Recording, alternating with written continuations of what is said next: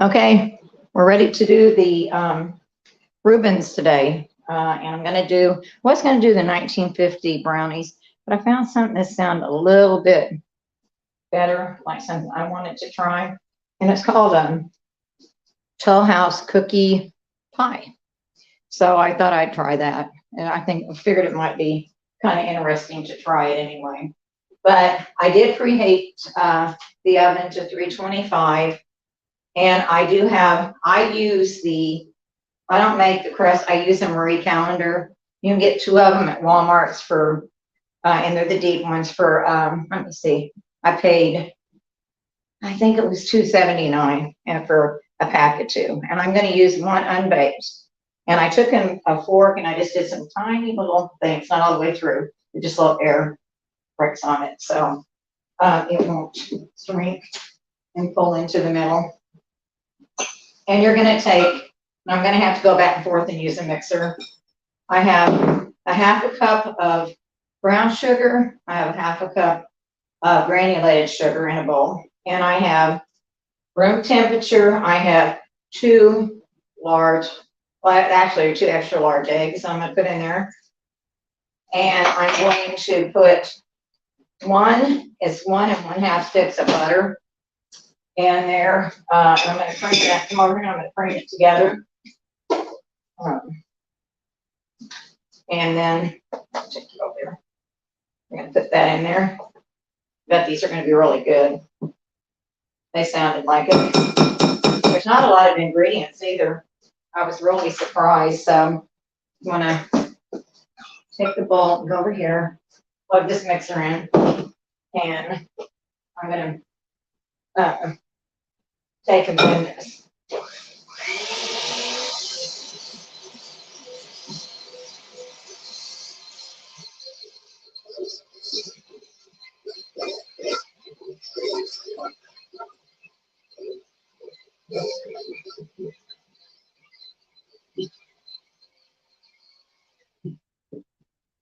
And again, that's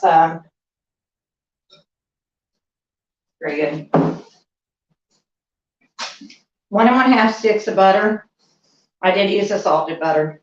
If you use the unsalted, you're going to have to put a pinch of salt in there.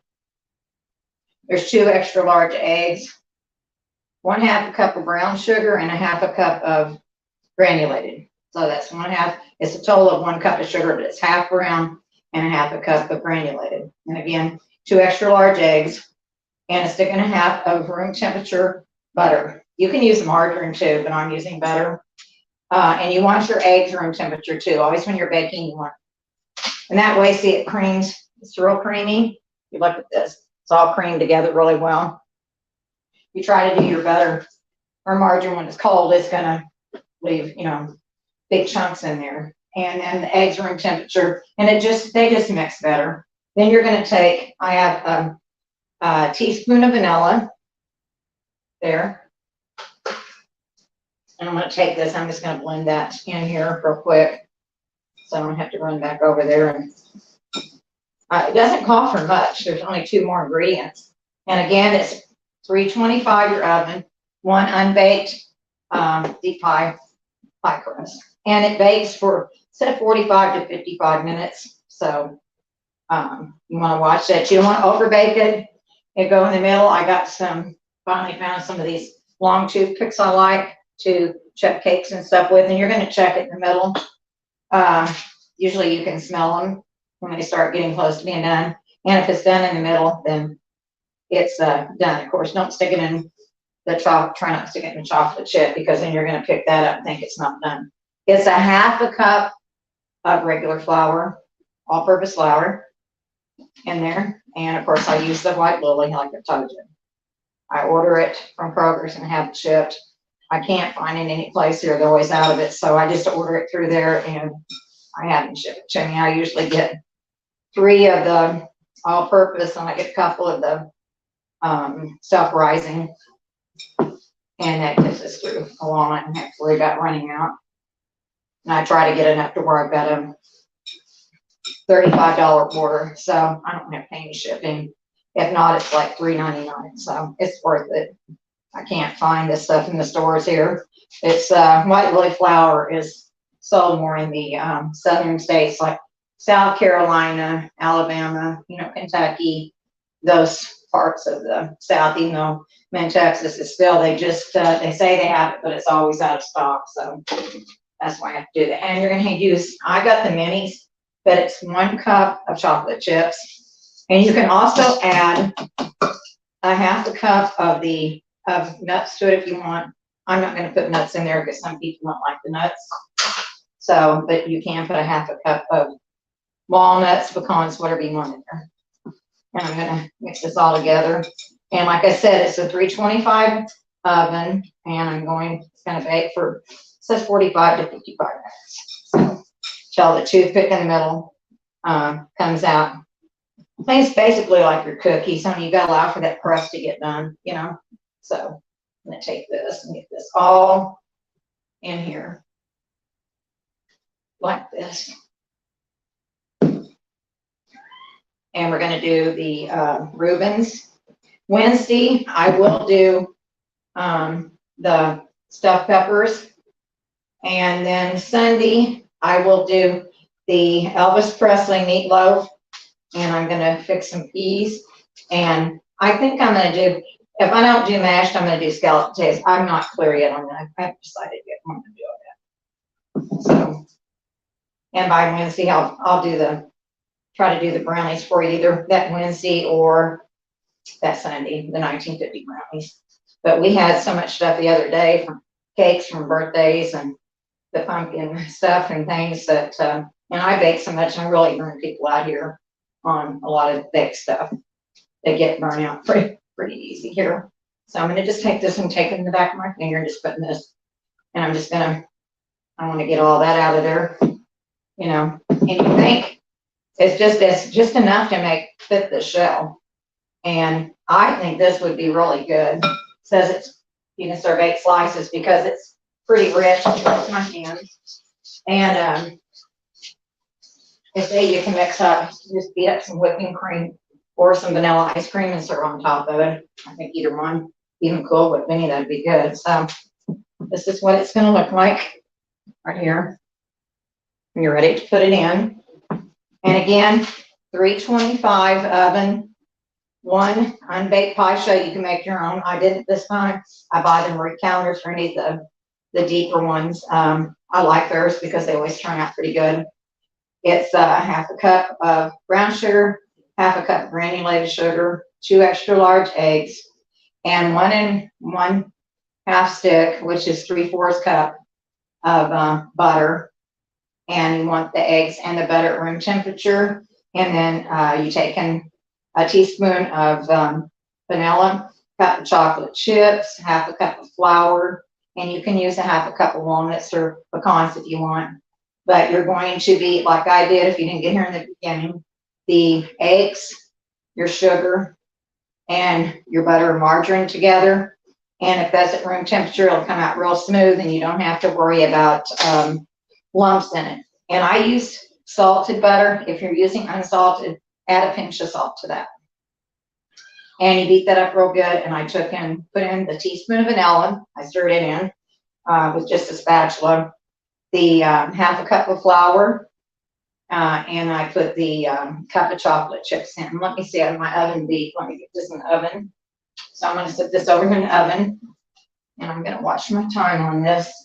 I'm sure it won't be done by the time we're done here. I'm positive of that. And let me see, I've got it in. Let me see, 355, so I'll have to keep an eye on that.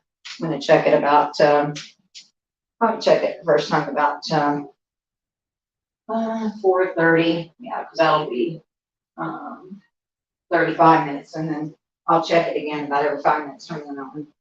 And I do use these longer toothpicks. I found them today. They're better for when you're checking stuff when you're baking through the holidays and stuff. They're a lot easier than the shorter ones, or using a knife or whatever. Now with the Rubens, I have a skillet. I'm just going to make one, but I'm going to walk you through this.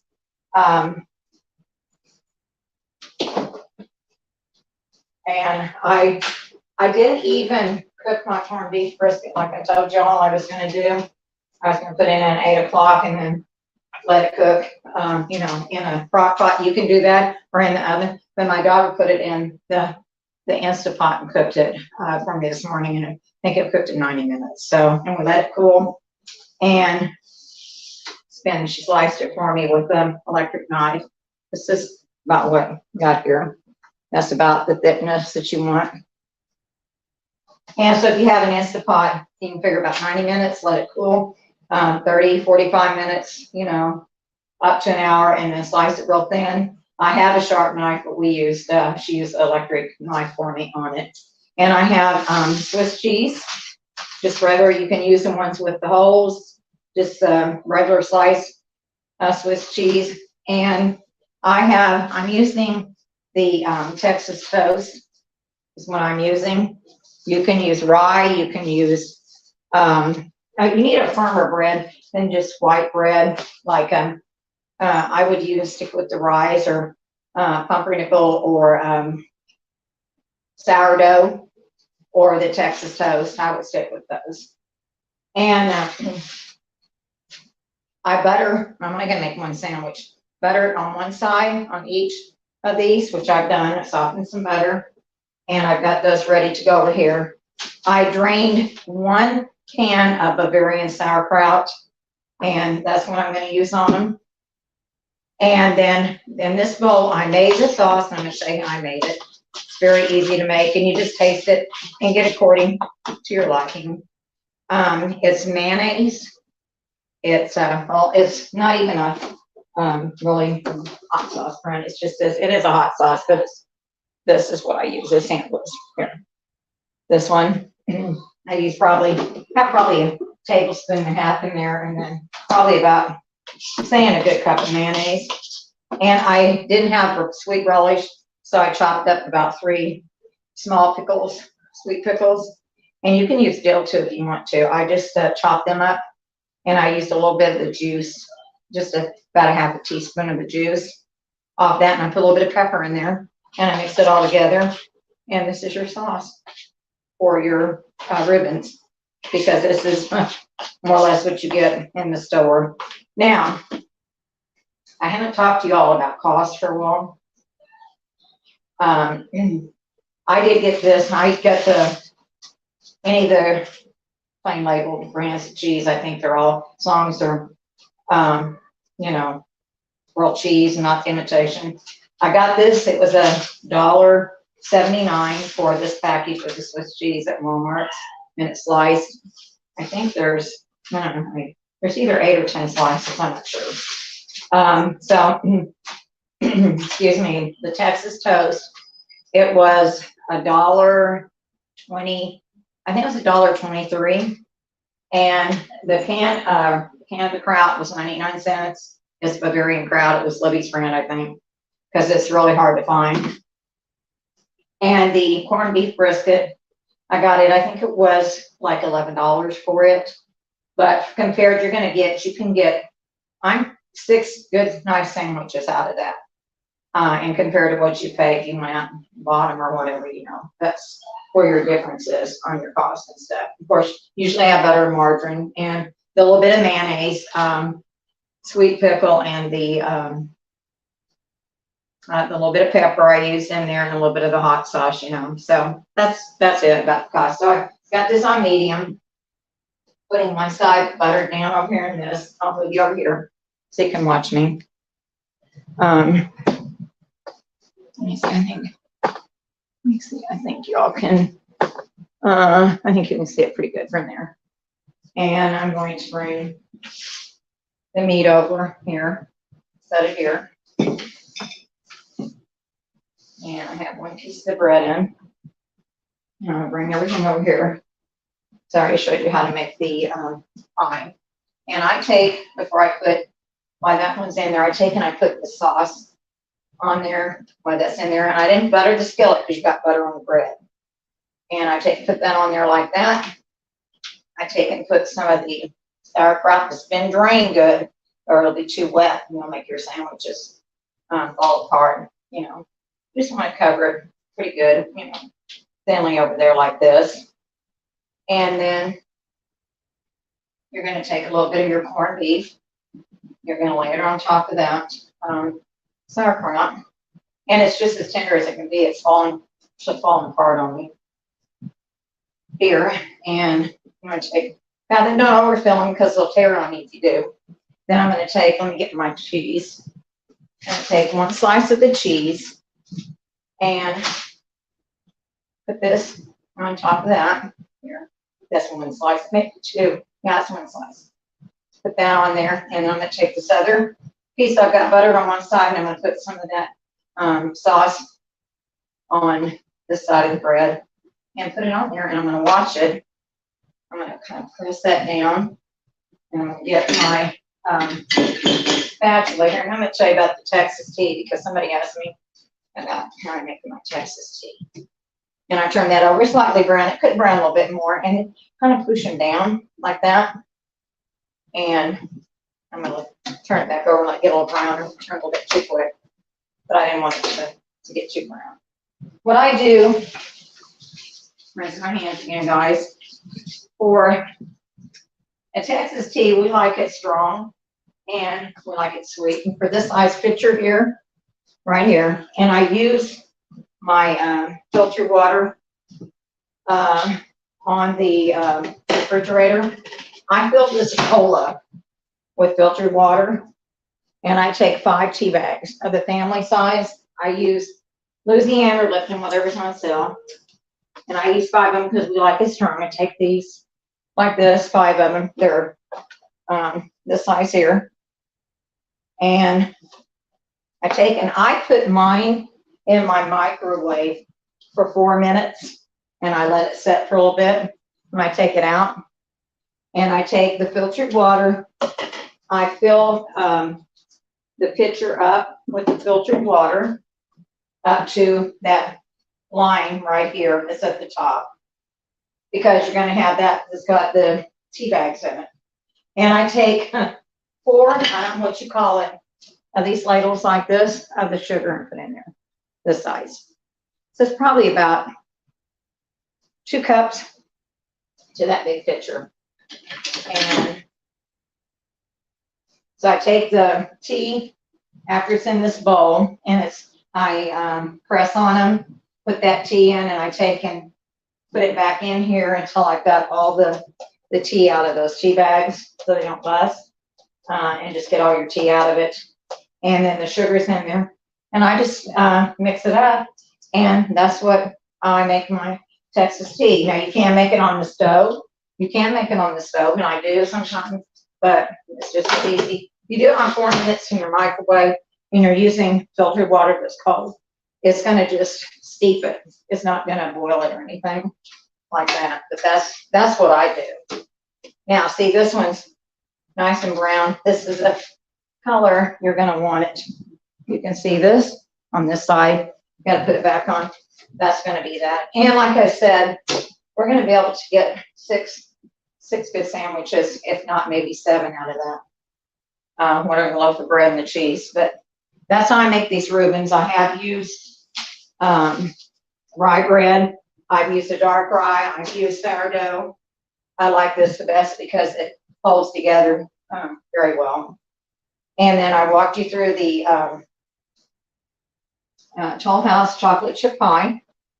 And we're probably just going to have some chips tonight with that. Or you can make some dipping chips, or you can have fix you some kind of French fries if you want something like that as a side. If you want something like that, I mean, you can, whatever y'all want to do, to have for a side item, because you've got your kraut and your cheese on here anyway. So I just didn't make anything.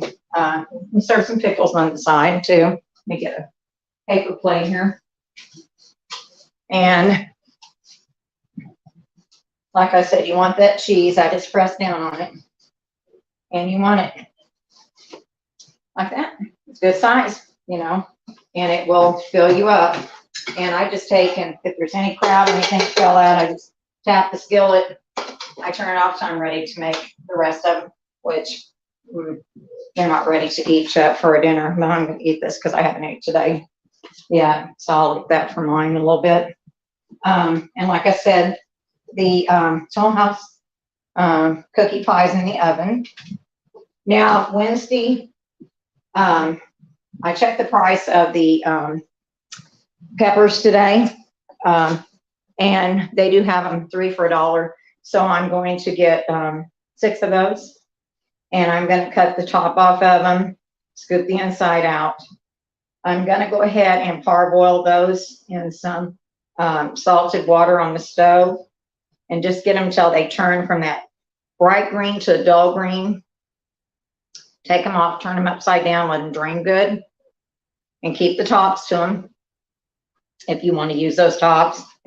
Or if not, you can put them on the side as they're baking to kind of keep them stable in the baking dish, which I'll show you. I'll walk you through all this. And I'm going to make, of course, the meat mixture of the cooked rice. 1 pound of it's going to be of the 80-20 ground beef. And I'm going to chop up an onion to go in there. And it's going to be garlic powder, some pepper, salt, tomato sauce. And that's what I'm going to fill them with. And we're going to take and put those in the pan. I'm just telling you what you're going to need for that. And when they get, it's going to take them a while to bake. When they get done, what I do when I take them out, I take and put some more, if there's I make extra sauce and put in the bottom. And sometimes they even just use the canned traditional spaghetti sauce. It doesn't have anything in it. I mean, it's got a little bit of herbs and stuff in it. That's great to use too. And it doesn't have a real strong Italian kick to it or anything. It's just enough. It's just, I call it just a seasoned tomato, sauce. And I take, they're going to cook in that, and you're going to cook them covered. But when I take them out, I like to put cheese on top of mine and put them back in. I take and put some the tomato sauce over them, and I take put that cheese there, and then I put some more of the tomato sauce off with them. And like I said, I don't know, I'm probably going to make some kind of a salad to go with it or something on the side. And I will do I'm not sure if I'm going to do the brownies Wednesday or I'll do them Sunday. I'll decide. But then, of course, Sunday we'll do the Elvis Presley meatloaf, and I'll tell you what you're going to need for that. Gotta look that recipe up again because I've never had it, but it sounds great. Everybody I've talked to that's ever had it said it's great, and they say it's a hot seller in Memphis at some of those home cooked diners. So thought I'd try it. And then I haven't decided in the next couple of weeks. It depends on the temperature here. It's still pretty warm.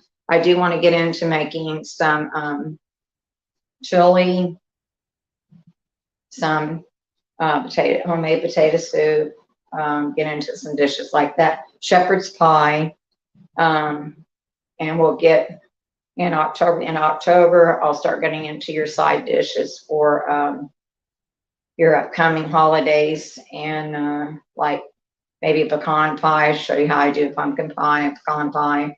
I've already got it on there for the pumpkin nut bread and the pumpkin bars.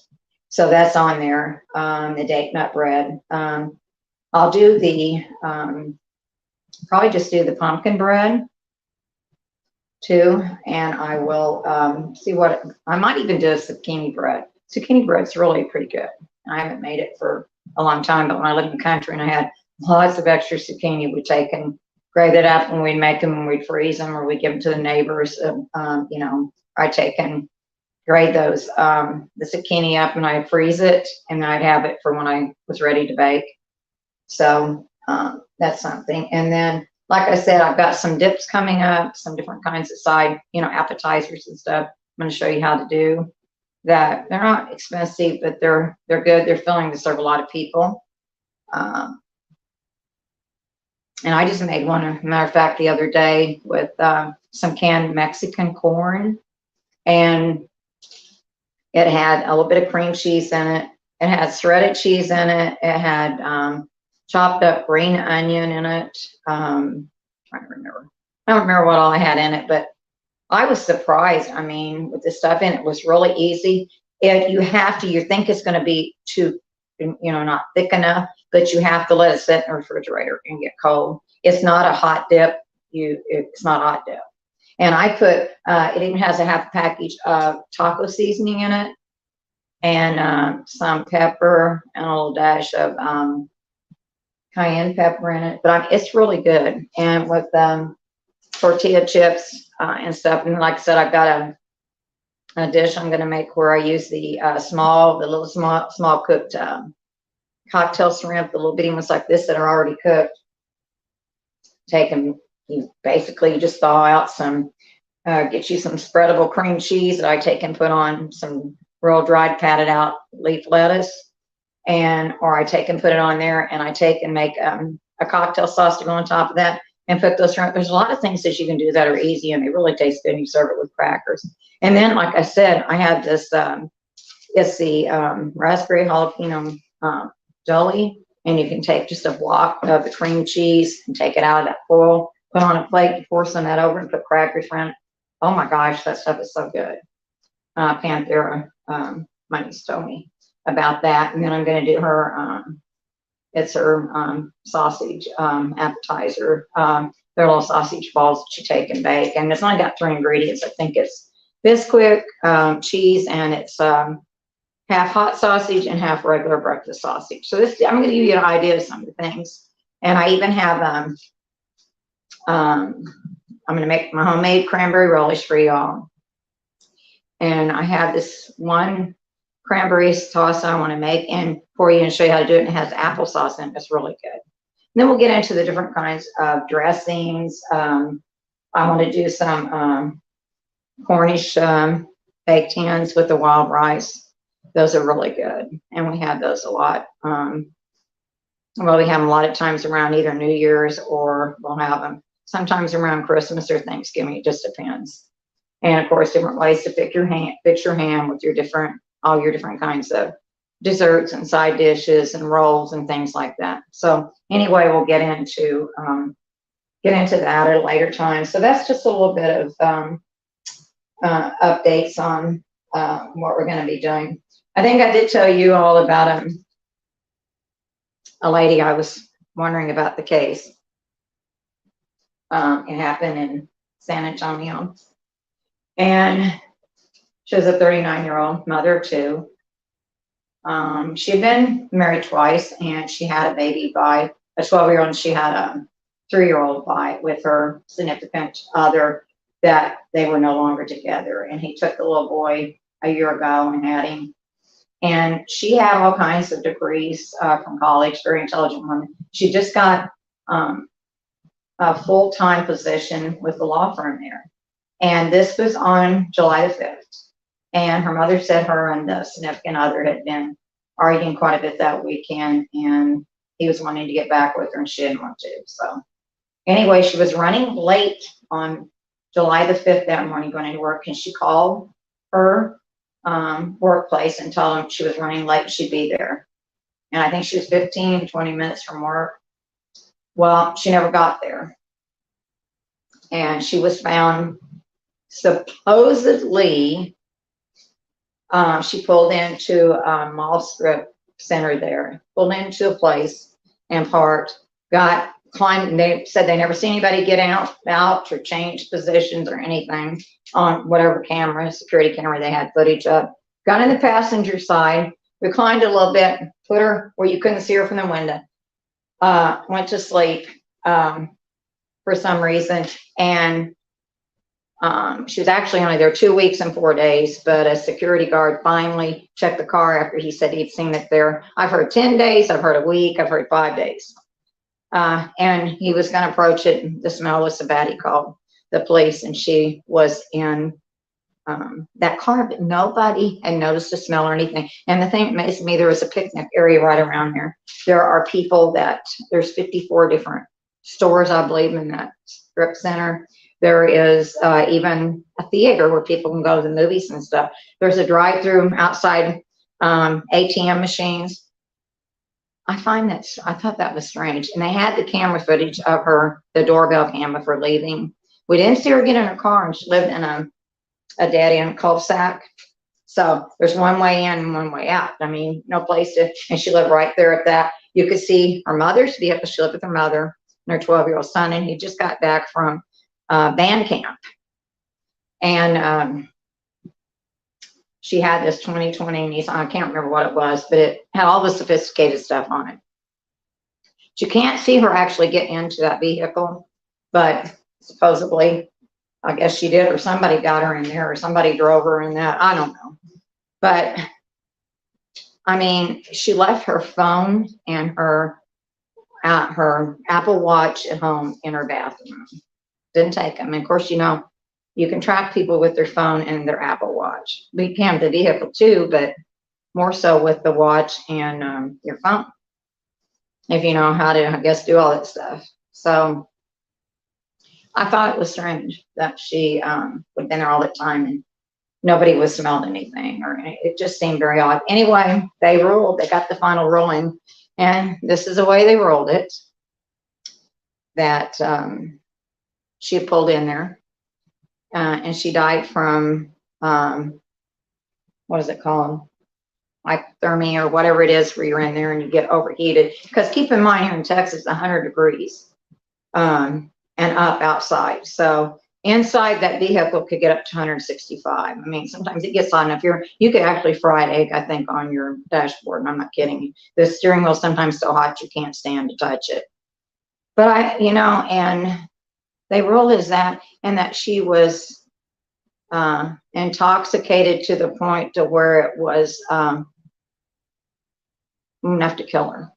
And you see her leaving, and you don't see her staggering. Her mother's never said anything. She told her bye. She said, I hollered at her, I love you, see you later. Didn't smell anything. And they didn't even know until when the office managers at the attorney's office come by to check to see what had happened. Because I assume they probably couldn't get a hold of her because her cell phone was in the bathroom. And her 12-year-old answered the door, and they thought she was at work. Well, she wasn't reported missing right away because you're an adult, you know, and they say adults have the right to take off and do what they want to for 24 hours, and their mom did it. But she was 4 miles from her home, 4 miles. And her best friend said they searched the Walmarts, they searched parking lots. But honestly, yeah, I believe that car had been there all that time. It doesn't make sense, but that's what it was ruled. So that bothered me. And of course, they found the one mother in Tennessee. You know, she was out jogging that morning, the school teacher and stuff, and she was found, her remains were found, and she had been murdered by a guy. And they have him in custody. I still not heard any updates on the lady who went bike riding, the 45-year-old woman, and her helmet and bike show back up 3 days later in her garage, but she never shows up. I don't know what that's about. And then, of course, there was a woman, about the 16-year-old girl in Truckee, California, that supposedly went in from that party, and they found her car. Ventures with Purpose found her car 3 weeks later, and her in it, but she was in the cargo hold department in the back of there. I don't know how that's going to be looked at, but that's another very strange and odd case there, with not much details and a lot of conflicting information. But anyway, there's other women, people that are missing. Jalissa is still, I don't think they found her, and they've been searching for her. She was a young woman that worked a job and worked 6 days a week, I think, or something, and she shows her going to a convenience store and leaving there, and then her car and her just disappear. They don't hear anything. They still haven't found her. So it makes you wonder why all this stuff. The only thing to tell you is make sure that you tell your older, if you have teenage girls in the house or you have older granddaughters, they need to be extremely careful in other surroundings and not be too trusting of a lot of people. And, you know, be careful where you're at and what times you're at. And I mean, like the teacher jogging at 4:30 in the morning, I understood she taught at a private school and stuff, but you know, it's still dark out at 4:30 in the morning, and you're kind of putting yourself at risk. And she was very athletic, and it was said that from the video and stuff, she fought probably pretty hard for about 15 minutes from what they could bring up. But I mean, it's just one of those things that happened, but now the two little boys don't have their mom. So, and it just makes you wonder about these things. So keep these families in mind. Don't go around harassing the families. Don't go around harassing people on YouTube about your difference in opinions. If you got a channel, go on there and say what you want to say. Or if you're affiliated with a channel, get up there and say what you have to say and leave the others alone. If they come for you and say things, okay. But it doesn't mean you have to retaliate. You have to go back at them. Just let it go. Let it roll off your shoulder. And then after a while, everybody's going to bite back. And sometimes you have to correct people and call them out on that. But don't do it in a harassing way, especially over people that are missing and things. Wait until the information comes in, and don't criticize people that are trying to help find these missing people. I mean, it's just, I don't understand why people want to criticize people that are genuinely trying to find people and get to the bottom of information on things that information does not add up. And there's another case with the girl that was even in pageants and 19 years old and was a model. And she left her friend's house and her car just disappeared. Just like nothing. These people are just disappearing like in thin air. And most of them are women from, well, 13 years and up. So anyway, that's, but that's the update I had on those cases I've been talking to y'all about. I don't know much more, but that one about that 45-year-old woman whose helmet or bike showed back up in her garage, but not her. That's just really weird. And I haven't figured that one out yet, but I guess they'll come up with something on that. Anyway, that's what I got today. I will see y'all Wednesday. I will do that Wednesday about 3:15, and it will be the stuffed peppers, and we'll go from there. So you all have the rest of a nice day with your family, whatever, and get ready for your work week, or whatever you're doing, getting everybody off to school and ready for school, and just have a nice evening with your family. Bye, everybody.